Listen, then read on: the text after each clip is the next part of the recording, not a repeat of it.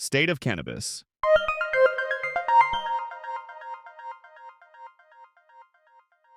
This is the State of Cannabis News Digest, a roundup of this week's key developments in the cannabis industry. Our top stories. Today, we begin with a sweeping federal change. Congress has ended the government shutdown and quietly rewritten the rules for hemp-derived THC. The new national limit, just 0.4 milligrams per product, threatens to upend an entire market of gummies, seltzers, vapes, and THCA flower. With bans on synthetic cannabinoids and tighter oversight ahead, federal agencies now have 90 days to determine which products can survive and which will vanish from shelves. At the state level, the ripple effects are already visible. Minnesota and other states with booming hemp beverage industries warn that the federal shift could erase years of growth and force businesses into the marijuana regulatory system. Florida, meanwhile, is wrestling with its own version of cannabis gridlock. Voters overwhelmingly want adult use legalization on the ballot, but lawsuits and administrative roadblocks may keep the measure from ever reaching them. Elsewhere, the policy battles take different shapes.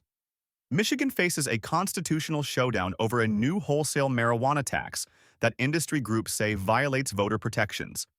New Jersey lawmakers are pushing a bill that would reshape the state's regulatory commission and expand where medical dispensaries can sell adult-use cannabis. And in Pennsylvania, after a 134-day budget standoff, lawmakers left adult-use legalization out entirely, passing up hundreds of millions in potential revenue. Together, these stories capture a nation moving in multiple directions at once, tightening rules at the federal level, expanding, or resisting change at the state level, and leaving businesses, consumers, and regulators to navigate an increasingly fractured landscape. Stay with us for the full details on each of these stories, coming up next. And now here is the deeper look at the key events in the cannabis world this week. When Congress ended the government shutdown, it also approved a major shift in how the federal government treats hemp products. The change was tucked inside the funding bill, but it has the potential to reshape the entire hemp-derived THC market over the next year. The new federal language replaces the old rules from 2018 with a far stricter standard. Instead of measuring THC as a percentage of the plant's weight, it sets a hard limit of 0.4 milligrams of total THC per product. For most items on shelves today, gummies, seltzers, vapes, and THCA flower, this limit is far below the amounts consumers are used to. Unless companies reformulate, the majority of intoxicating hemp products sold around the country would become illegal at the federal level.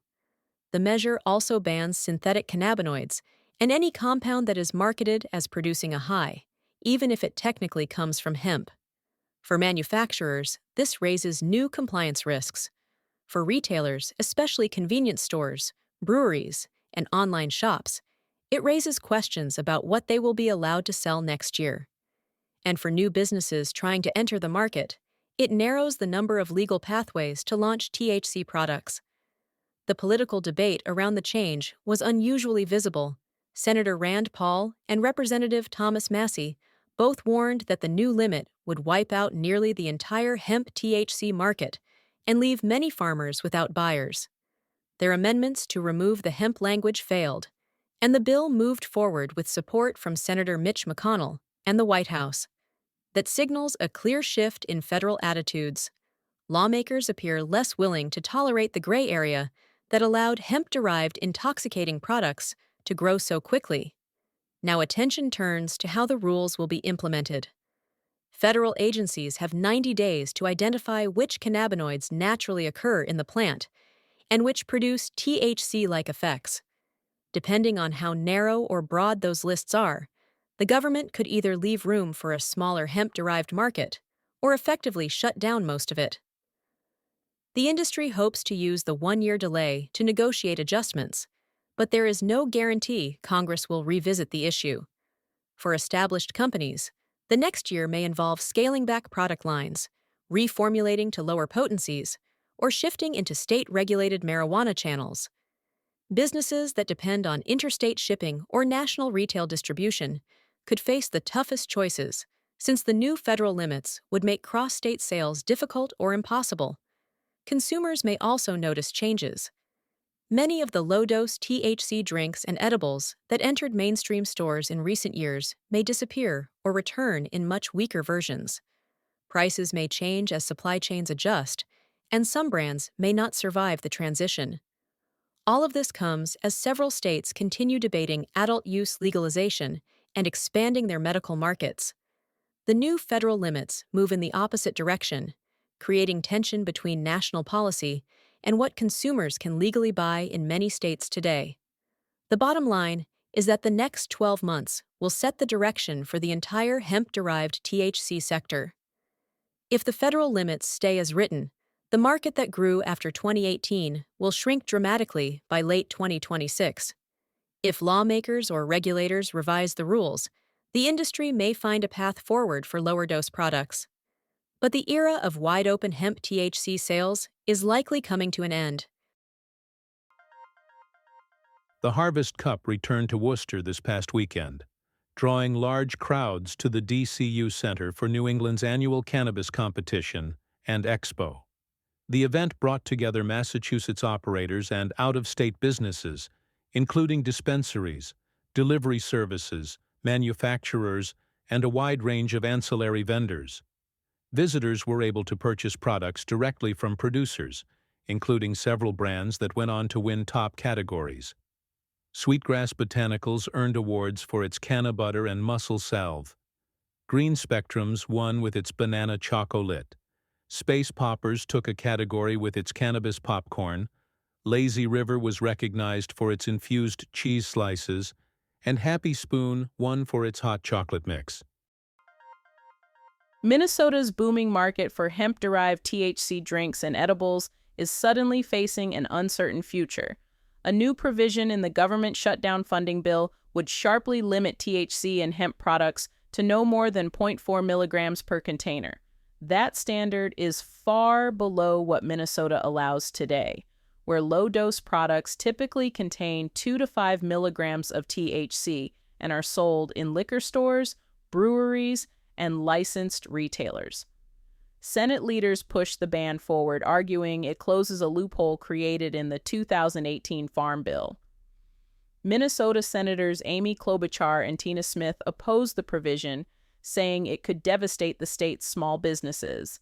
The Senate rejected an amendment to remove the ban by a wide margin, and the bill now heads to the House. For Minnesota's retailers, breweries, and manufacturers, the consequences could be significant. A federal ban would bring cannabis-style restrictions, including higher taxes under IRS Code 280E, which places limits on banking and credit card processing, and a halt to interstate shipping. Some breweries say THC beverages now account for a large share of sales. Business owners warn that many brands may not survive without access to traditional retail channels. State officials are reviewing the proposed federal change, while some industry groups remain hopeful that political pressure from consumers and businesses could spur Congress to revisit the issue. For now, Minnesota's hemp THC industry is preparing for major disruption. Florida's long-running debate over marijuana legalization has entered a new phase, and this time voters across the political spectrum seem to agree on one thing. A new survey from a Republican pollster finds overwhelming support for letting Floridians, not state officials, decide on adult-use cannabis at the ballot box. Nearly 9 in 10 voters say they want the chance to vote on legalization. But whether they'll get that chance in 2026 is still unclear. Smart and Safe Florida, the group behind the amendment, has launched multiple lawsuits accusing the DeSantis administration of using procedural tactics to keep the measure off the ballot. The state has declined to forward the initiative to the Florida Supreme Court for the mandatory review, even though the group has gathered more than 662,000 signatures. Officials say roughly 200,000 of those don't meet legal requirements because some petitions were mailed without the full text of the proposal. The campaign disputes this interpretation and says the rejections violate state law, This comes after a heated 2024 campaign in which the legalization measure won 56% of the vote. Short of the 60% needed to pass, state officials spent tens of millions of dollars opposing the measure, including funds redirected from a Medicaid settlement, a move now under investigation. Other new policies, such as tightened petition rules and medical marijuana registration revocations tied to drug convictions, add more pressure to the cannabis landscape. Patients, businesses, and consumers may feel the effects of these decisions for years, depending on how the courts and the state's highest officials decide. For now, the only clear takeaway is that voters want their say, and they want it soon. Pennsylvania's new state budget is in place after a long 134-day impasse, but it leaves out one big idea that advocates and the governor talked about for months. Lawmakers did not legalize and regulate adult-use cannabis. Advocacy group Responsible PA says that decision means the state is missing an estimated $420 million in annual cannabis tax revenue and billions of dollars in economic activity. An analysis it cites projects $2.1 billion in first-year cannabis sales, $4.2 billion in total economic output, and more than 33,000 jobs if Pennsylvania moves to a full adult-use market. Governor Josh Shapiro had again urged legalization in February to help close the budget gap, and supporters say a regulated cannabis market could also move people away from unregulated synthetic THC products sold in gas stations and convenience stores. Michigan's newest cannabis tax is now at the center of a legal fight. The state plans to launch a 24% wholesale marijuana tax at the start of the new year, and in new court filings, state attorneys say the tax is constitutional because it operates separately from the voter-approved retail marijuana tax created under Michigan's legalization law. They say the wholesale tax is meant to raise road funding revenue and fits within the state's broader cannabis regulatory framework. The Michigan Cannabis Industry Association, however, claims the tax breaks constitutional rules by changing the voter-approved law without the required 3/4 legislative majority. The group also argues that lawmakers advanced the bill without a single committee hearing and hid the tax behind an initial title referring only to infrastructure funding. The group warns that the new tax could push prices higher and may unintentionally drive more consumers to the unregulated market. The tax is expected to generate about $420 million as part of a larger $2 billion road funding plan. An injunction hearing is scheduled for later this month, and the court's decision may determine whether the tax begins on schedule or is put on hold as the lawsuit plays out. New Jersey's legal cannabis system could change again under a new bill from Senate President Nicholas Scutari. The bill, S. 4847, would let medical marijuana dispensaries sell adult-use cannabis without new approval from their town, even where municipalities have banned recreational shops but allow medical ones. It would also relax ethics and political activity rules for the state's Cannabis Regulatory Commission, change how the commission chair is chosen, raise pay for top regulators, and require New Jersey State Police to run an enforcement program against unlicensed cannabis businesses. The proposal has been introduced in the current legislative session and sent to the Senate Budget and Appropriations Committee, where lawmakers will decide whether it moves forward. This was the State of Cannabis News Digest, available weekly. You can listen to us on all main podcast platforms.